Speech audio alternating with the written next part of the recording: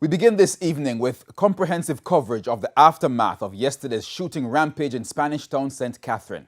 Still reeling from the devastating effect of COVID-19 on education, some schools in the old capital were forced back online. Kalisha Williams will have more on that later. But first, empty streets, closed businesses, and citizens on edge. Kirk Wright begins our coverage.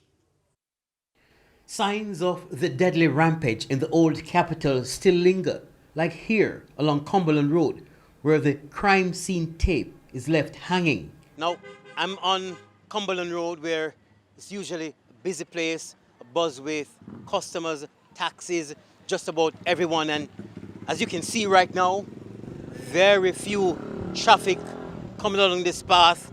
And normally, these areas, both sides, would have been filled with vendors selling their food, plying their wares. That's not happening today. In fact, the business day pretty much ended how it started this morning, very slowly. When we came here about 8 a.m. this morning, very few businesses opened their doors to customers. Just a handful of business operators along Cumberland Road opened Wednesday, like the Lifeline Pharmacy. We normally open at 9 o'clock, but because of what was happening today, we open a little late, about 5-10 minutes past 9. We normally close at 5:30, but we're not sure what time we'll be closing today. We'll just watch the day's proceeding. The ripple effect of the shutdown was also felt in the public transportation sector. When the road says closed, you won't have any passengers or anyone coming into the city, into the Spanish. Do you expect things to improve for the rest of the day? Slightly. It might improve when at the evening hours when people are leaving from work. Maybe after 3, after 4, might increase.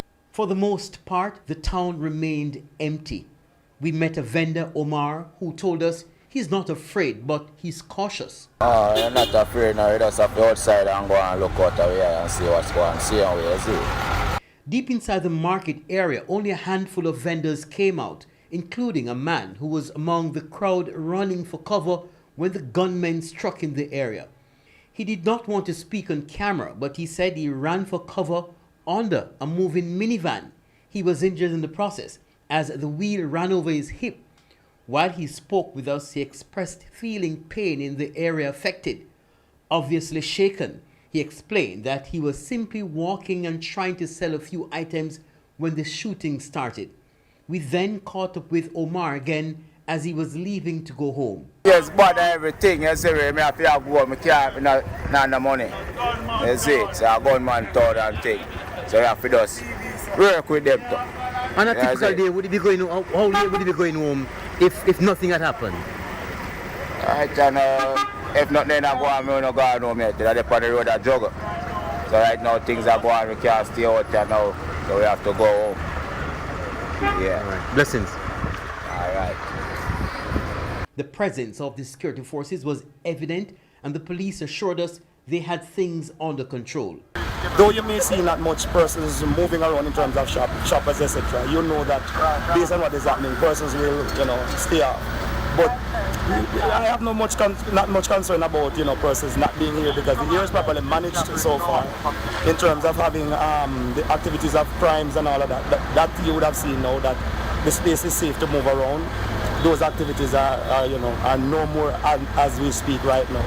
The ground is saturated. We have different teams all over. And so far I'm satisfied the Spanish Town is safe going forward. A 48-hour curfew now remains in the affected area. Kirk Wright, TVJ News.